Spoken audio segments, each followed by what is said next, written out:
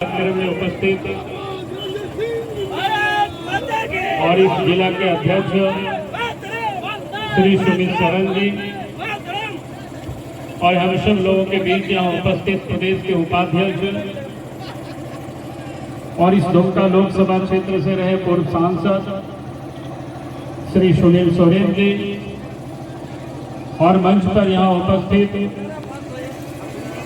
जामा से विधायक रहे और भारतीय जनता पार्टी के नेत्री श्रीमती सीता सोरेन जी और यहाँ पर उपस्थित सारक से विधायक रहे और पार्टी के जुझारू नेता श्री रणधीर सिंह जी और नाला विधानसभा क्षेत्र से विधायक रहे और झारखंड सरकार में मंत्री रहे श्री बटोल झा जी और जामतरा नाला से चुनाव लड़े श्री माधव महतो जी और मंच पर यहाँ उपस्थित सुरेश राय जी, आशा जायसवाल जी, मिश्रा जी, सुजाता जी और हम ममता जी इधर बबीता बोल नहीं ममता जी और बबीता जी तो उधर है और आशा गुप्ता तो बोल दिए थे और संजय झा जी और देवघर जिला के अध्यक्ष सचिन रवानी जी, तरुण गुप्ता जी और मंच पर उपस्थित और बहुत सारे लोगों का नाम नहीं ले पा रहा हूं और मंच पर उपस्थित और यहाँ उपस्थित तमाम भारतीय जनता पार्टी के नेता और कार्यकर्ता और इस सभा में आज इस मौसम में खेती की मौसम में आप सब ने पूरे एक दिन छोड़ करके अपने खेत खलिहान को छोड़ करके आज यहाँ उपस्थित थे। कलेक्ट्रेट के सामने यहाँ प्रदर्शन कर रहे हैं और इस प्रदर्शन के बारे में सबों ने आप सबको बताया यह प्रदर्शन क्यों है। पिछले दिनों इसी जामताड़ा जिला में कई घटनाएं हुई हैं, कोई एक घटना नहीं हुआ है। सदर अस्पताल में जहां से वो मंत्री है लेकिन वो जामताड़ा की अस्पताल की बद से बदतर स्थिति है। हमने पता करने की कोशिश की आखिर यहाँ होता क्या है। महिलाएं जाती है लेकिन इलाज यहाँ कम होता है, बगल में से कोई नर्सिंग होम चलता है वहां पर सबको रेफर कर दिया जाता है। अभी तो मुझे याद नहीं है नाम, लेकिन यह सब लोग जानते भाई अगर आज सदर अस्पताल में गरीबों का इलाज नहीं होगी तो नर्सिंग होम में कैसे इलाज हो सकता है। और जिस दिन का घटना है उस दिन के जो लोगों ने बताया, अभी आपको यहाँ भी लोग ने सुना, आप सब लोग अच्छी तरह से जानते हैं, उन परिवारों से भी मिल करके पता कर सकते हैं। इस प्रकार से महिलाएं तड़पती रही, कोई उनकी इलाज की सुविधा नहीं, यहाँ से वहां रेफर करते रहा। और स्वाभाविक है परिवार के लोगों की आक्रोश होगी, गुस्सा होगा और जब गुस्सा होगा भारतीय जनता पार्टी के कार्यकर्ता कभी चुप नहीं रह सकती है। जनता के लिए राजनीति करते हैं तो जनता को अगर तकलीफ होगा तो सड़कों पर आकर के हम उसका विरोध करेंगे। और जब लोगों ने विरोध किया तो हमारे कई कार्यकर्ता और जनता के ऊपर सरकार ने केस कर दिया। यहाँ के डीसी ने, यहाँ के उपायुक्त ने, मंत्री के साह पर केस कर दिया। आपने केस कर दिया, आपका काम पूरा हो गया था। लेकिन जब हमें पता चला कि हमारे जिला अध्यक्ष के घर में डीएसपी साहब चले जाते, छापा मार रहे, हमने जब ये जानकारी मिली तो मैंने एसपी से उस दिन बात किया था। हमने कहा कि ये क्या कर रहे हैं, कोई सुमित सरन जी गुंडा नहीं है, चोर नहीं है, डकैत नहीं है, जेब कतरा नहीं है, रेपिस्ट नहीं है। अगर समाज के लिए लड़ रहा है, आपका काम था केस करना तो केस कर दिए, आप जाके अदालत, हमारे लोग होंगे तो अदालत से बेल लेंगे, नहीं तो जेल जाएंगे। लेकिन अब चोर और गुंडों की तरह अब रात में उनके घर में जाकर के छापा मारेंगे, महिलाओं को तंग करेंगे, ये बर्दाश्त नहीं हो सकता। इसलिए मैंने उसी दिन एसपी को कहा था कि आपको छापा मारने की कोई जरूरत नहीं है, आप एक बार नोटिस कोर्ट से करवा दीजिए, जरूरत होगा तो सारे लोगों को लेकर के आपके यहाँ आएंगे और आप सबको गिरफ्तार कर लीजिए, हम भी जेल जाएंगे। एसपी साहब यहाँ सुन रहे होंगे, डीसी साहब सुन रहे होंगे, अगर आपको लगता है कि हमारे लोग अपराधी है तो आइए, हम यहाँ तैयार है, आप गिरफ्तार करिए, गाड़ी लेकर के आइए, जेल जाने के लिए भी तैयार है। आप सब लोग तैयार है कि नहीं तैयार है? कितना दिन जेल में, कितना लोगों को जेल में डालेंगे? हमने बहुत लड़ाई को हम लड़े हैं, ऐसा नहीं है कि हम लोग कोई चम्मच में क्या करते हैं, सोना के चम्मच में ये करके हम लोग नेता नहीं बने। संघर्ष किए हैं, लड़ाई लड़े हैं, आंदोलन किए, और इसीलिए मैं एसपी साहब को कह रहा हूँ, यहाँ के प्रशासन को कह रहा हूँ, आप प्रशासन है, इरफान को भले पता नहीं हो कानून व्यवस्था, लेकिन आपको तो पता होनी चाहिए।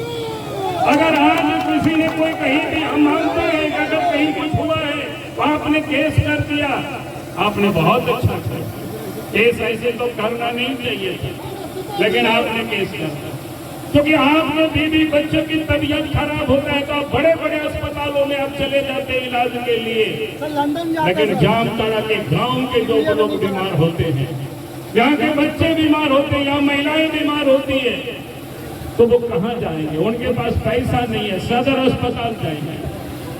इस राज्य के जो स्वास्थ्य मंत्री है, अगर जामताड़ा के अपने जिला के अस्पताल को वो ठीक नहीं कर सकता है तो वो झारखंड को कैसे ठीक कर सकता है?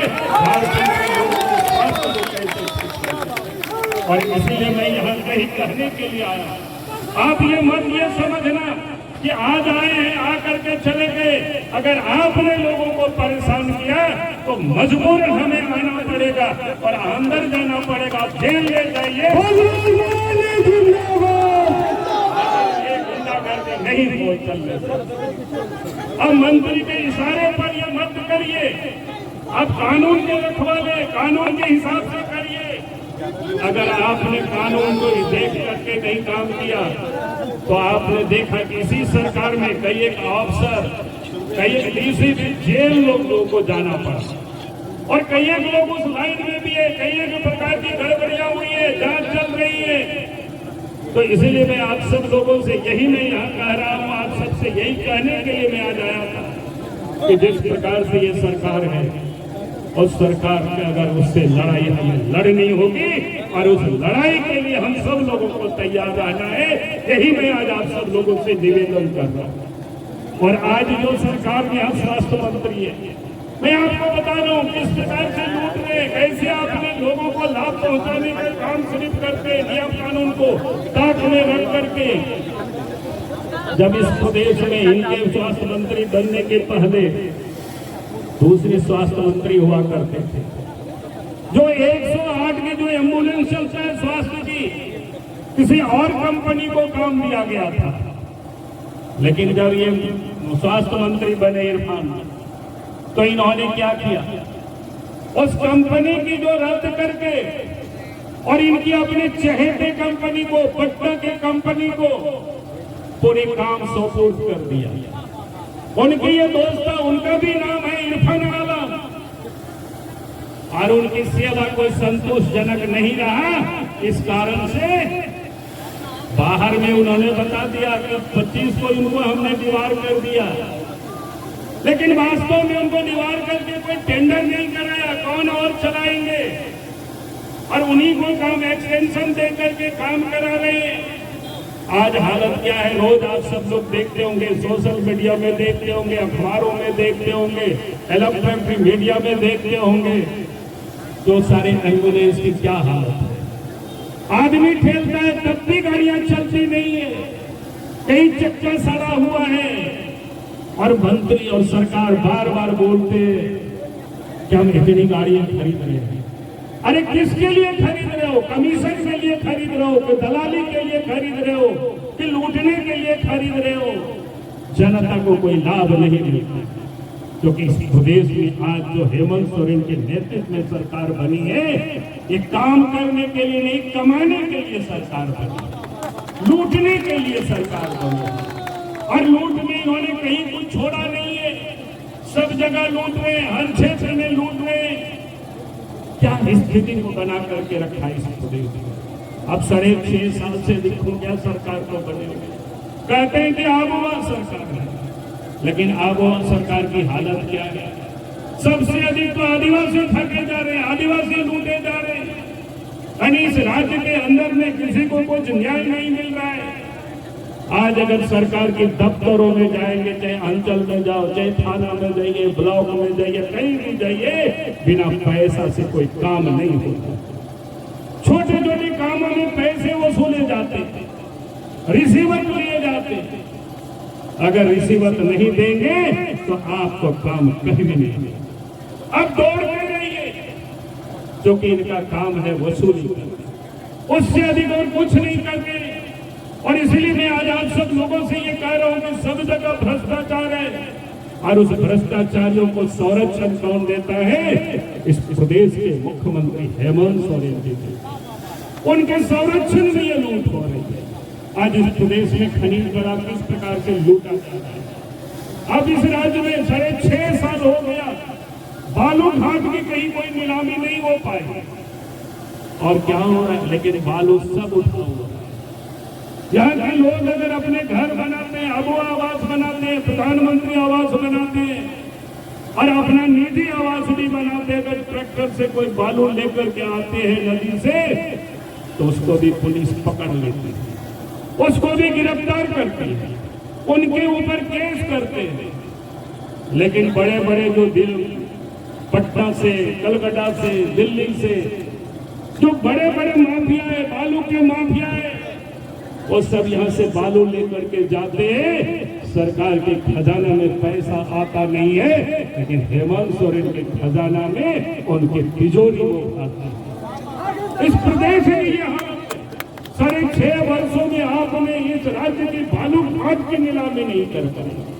हमने विधानसभा में भी सरकार को कहा था कि आपका जब तक नीलाम नहीं होता है, बालू घाट को फ्री कर दीजिए झारखंड के काम निर्माण के लिए, ताकि कोई किसी को पकड़े नहीं। लेकिन वो करेंगे नहीं। कभी कहते हैं आपको पंचायत में मुखिया जी आपको क्या कहते हैं, चलान देते, लेकिन आज हालत क्या है? आज तो कॉन्ट्रैक्टर लोग मिलते हैं, बता रहे कि सब काम बंद पड़ा हुआ है। हमने पूछा कि क्यों बंद पड़ा हुआ है? कॉन्ट्रैक्टर ने क्या बताया? बोला कि आप सरकार कहती है मिट्टी का चलान।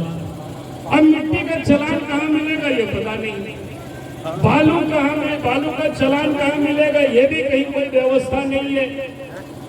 विभाग के लोग हाथ उठाते, कैसी सरकार निर्णय चाहती, चूंकि इनको काम करना नहीं है, काम कराना नहीं है, कमाने में लगे हुए, लुटाने में लगी हुई है। इन 6.5 वर्षों में पत्थर की खदानों को भी लीड इन्होंने नहीं दी, क्योंकि आज इस प्रदेश के अंदर में इलीगल सब काम चल रहा है।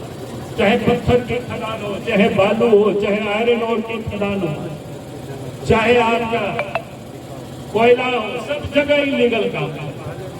मैं एक दस्तावेज आपके सामने रखना चाहता हूँ। आप इस देश के अंदर में जो बगल में पड़ोस के राज्य उड़ीसा, वहां तो 45 ऐसी खदान का नीलामी हुआ है इन 6 वर्षों में, लेकिन यहाँ मात्र 3 हुआ। जबकि हमारे प्रदेश के अंदर में देश की 40% खनिज संपदा है, लेकिन झारखंड को पिछले साल मात्र 22,000 करोड़ रुपया के रॉयल्टी खनिज से मिला। लेकिन वही जब उड़ीसा को हम देखते हैं, छोटा सा राज्य है, 70% ही वहाँ खनिज है संचित भंडार का, लेकिन वहाँ 45 सालों बाद 45 खदानों की नीलामी हुई, 44,000 करोड़ रुपया साल में वहाँ आ रहे थे।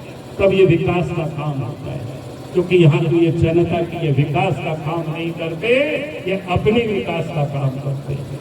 कोयला की अब किस प्रकार से लूट हो रही है। पिछले दिनों यही नाला में आप देख लो, जहाँ विधानसभा के अध्यक्ष होते, वहां भी धंस गया था खदाने, वहां भी लोग मर गए थे, किसी से छुपा हुआ नहीं है।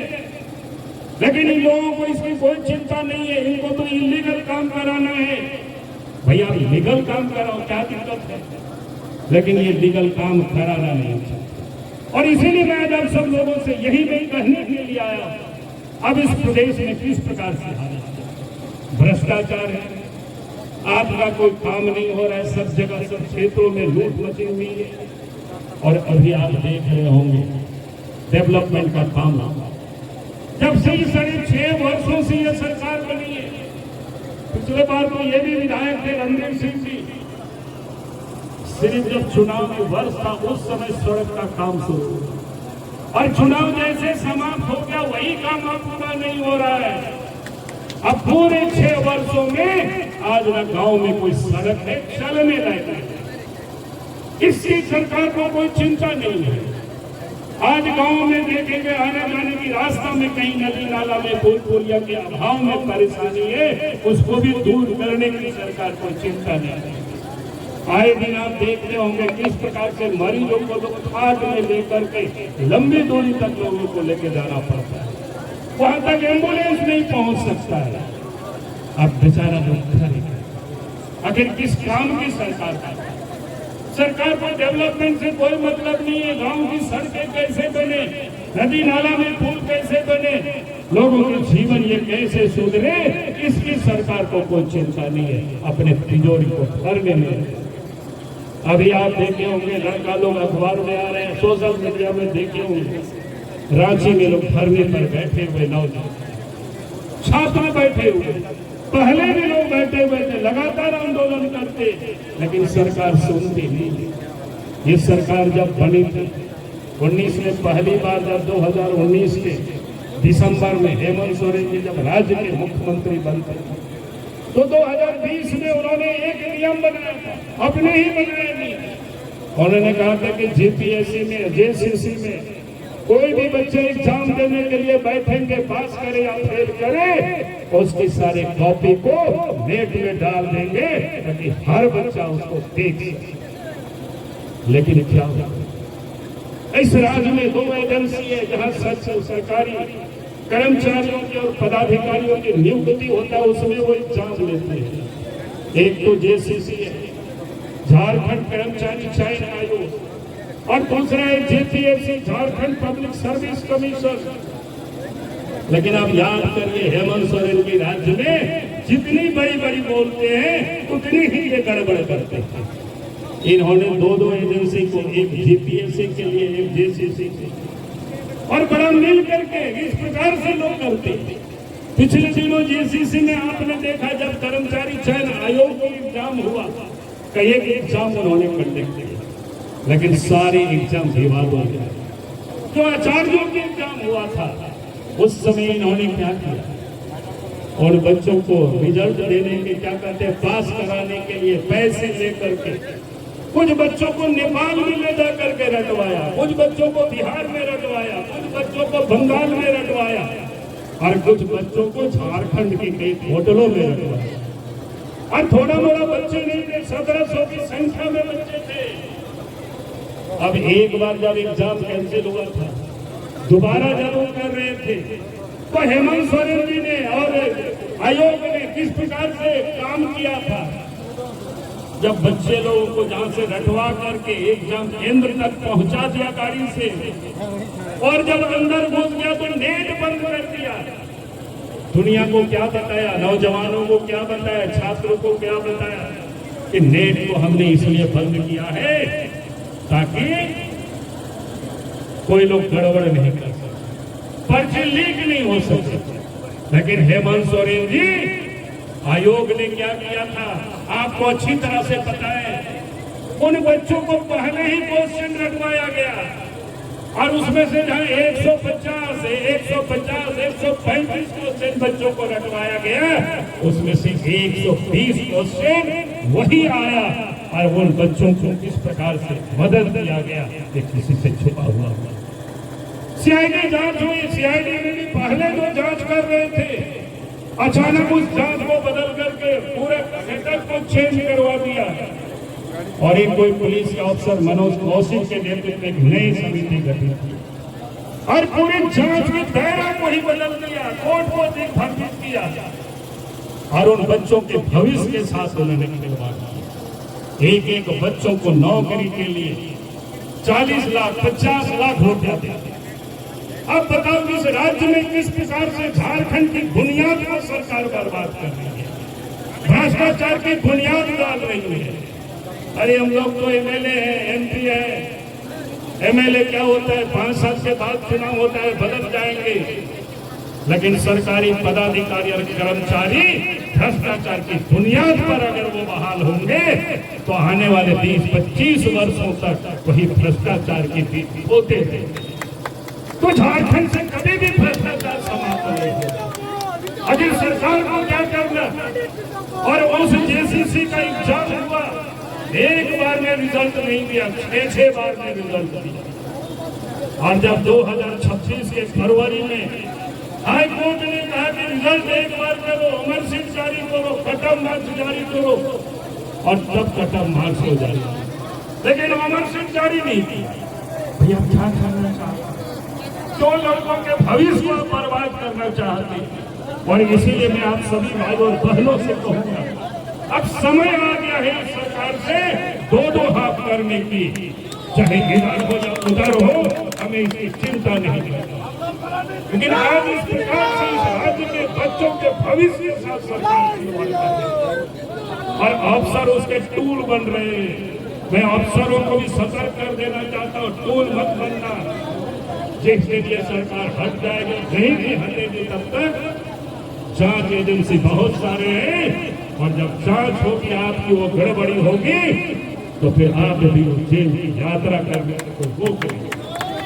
हम भी जेल जाएंगे, लेकिन हम आंदोलन करते हुए जेल जाएंगे, और आप जेल जाएंगे भ्रष्टाचार के कारण जेल जाएंगे, आप कृत्यों के कारण जेल जाएंगे।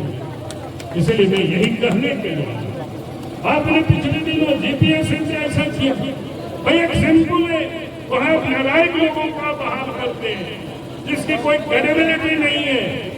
अब ऐसे लोगों को अध्यक्ष बनाएंगे, वैसे लोगों को सदस्य बनाएंगे, और बाद में सीआईडी दे करके आप कहेंगे ये लोग अच्छा जांच करेंगे। भाई कौन सा सीआईडी जांच करेंगे? जिन सीआईडीओं को पिछले जब जेसीसी में भी वही गड़बड़ किया, वही सीआईडी आप जीपीएससी में भी जांच को दे रहे हैं, उससे कोई मामला बनेगा। इसलिए हमने तो सरकार से कहा है, जेसीसी हो, जेपीएससी हो, अध्यक्ष के समेत उस ऑफिस में जितने भी पदाधिकारी है उन सब के ऊपर एफआईआर गिरफ्तार कर दिया। आज मैं एक किसी लड़का ने हमको व्हाट्सएप में मैसेज भेजा, जो जेसीसी के ऑफिस में जो कर्मचारी थे, अब उन लोगों को ट्रांसफर करके भिन्न भिन्न विभाग में भेज दिया। उससे कोई बचने वाले नहीं है। जब सीबीआई की जांच होगी, जब ईडी की जांच होगी, क्योंकि मनी ट्रेल हुआ है, तो फिर कोई बचेंगे नहीं। और यही मैं कहने के लिए आया हूं, यही बताने के लिए आया भाई, किस प्रकार से अगर ये सरकार गुंडागर्दी करेगी, झारखंड के बच्चों के साथ खिलवाड़ करेगी और लोगों को हक और अधिकार को लूटने का काम करेगी, तो हमारे कार्यकर्ता उसका विरोध करेंगे, हमारे कार्यकर्ता उसका संघर्ष करेंगे सड़कों पर निकल करके। अगर आप उनके ऊपर केस करेंगे तो जेल में जाने से हमारे कार्यकर्ता कतराएंगे नहीं, लेकिन आप रात के अंधेरे में, हमारे कार्यकर्ता कोई चोर नहीं है, कोई डकैत नहीं है, कोई रेपिस्ट नहीं है, कोई गुंडा नहीं है, आप उनको छापा। अरे हम तो पॉलिटिकल पार्टी के वर्कर, हम जनता के लिए आवाज उठाते हैं। अगर आप कोर्ट वारंट देंगे तो कोर्ट पे चले जाएंगे। और मैंने कहा है कार्यकर्ताओं से भी मैं यही कह रहा हूं कि आप चिंता मत करो, अगर एक को जेल जाते हैं, भेजते हैं, ले जाते हैं, तो हमें सत्याग्रह करना होगा, कानूनी हमें लड़ाई लड़नी होगी, और जेल में जितनी जगह होगी, जेल में क्या कहां वो रखेंगे, सरकार को फिर तय करना। अब समय है, और इसीलिए आज आप सब लोगों ने एक यहाँ एकता दिखाई, ताकत दिखाई, एकजुटता दिखाई, उसके लिए मैं आप सभी को बहुत बहुत बधाई देता हूँ, बहुत बहुत धन्यवाद देता हूँ। और आप सबसे मैं कह रहा हूँ कि लड़ाई समाप्त नहीं हुई है, ये लड़ाई प्रारंभ है। और जब आज ये आगाज है, एक ट्रेलर दिखाने के लिए हम तक आए, और जब जाना होगा तो फिर हम लोग जेल जाने के लिए हिचकिचाएंगे नहीं। यही निवेदन, यही अपील के साथ अपनी बातों को मैं समाप्त करता हूँ। बहुत बहुत धन्यवाद। जय हिंद।